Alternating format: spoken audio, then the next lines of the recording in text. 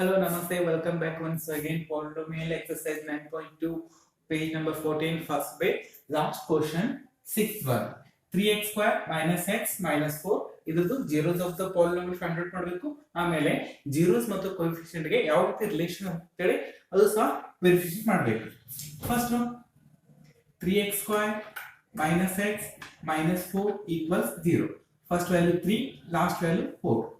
3x square into minus 4 equal 3 4s are 12 x square ಅಂದ್ರೆ x square ಗೆ multiplication ಮಾಡಿದ್ರೆ 12x square ಬರಬೇಕು, subtract ಮಾಡಿದ್ರೆ 1 ಬರಬೇಕು. ಹಾಗಾದ್ರೆ 3 4s are same value 3 4s are 12 minus 4x ಅಲ್ಲಿ x square ಅಲ್ಲಿ 3x square ಹೋದ್ರೆ minus 4x ಅಲ್ಲಿ 3x ಹೋದ್ರೆ x ಸಬ್ಸ್ಟಿಟ್ಯೂಟ್ ಮಾಡ್ತೀವಿ. 3x square plus 3x minus 4x minus 4 equals 0. First group, second group. First group common 3x ತಗೊಳ್ಳೋಣ. ಎಷ್ಟು ಉಳಿತಲಿ x plus 1 minus 4 common ತಗೊಳ್ಳಿ.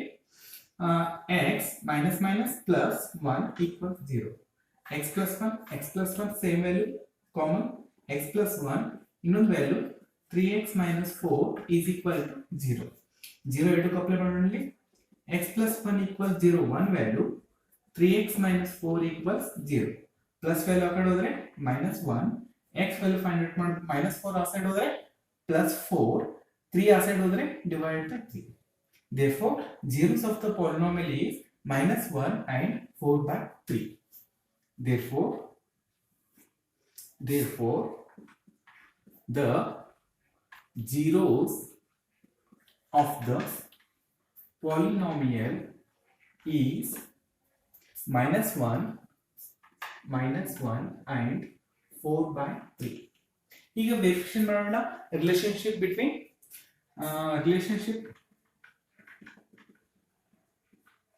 Relationship check ಮಾಡಬೇಕಾದ್ರೆ alpha ತಗೋಣ. Alpha minus 1 and beta equals 4 by 3.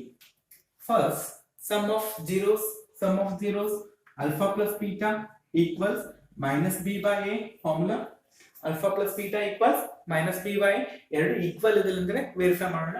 alpha ಎಷ್ಟಿದೆ minus 1 plus beta value 4 by 3 equal minus b value minus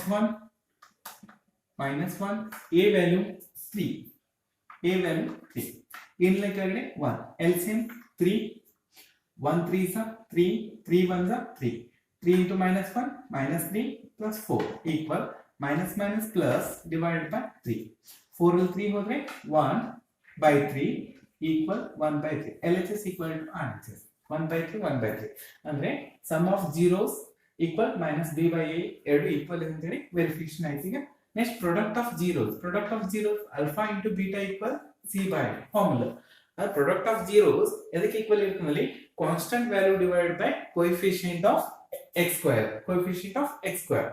Alpha is minus 1 beta 4 by 3 is equal to c value minus 4 a value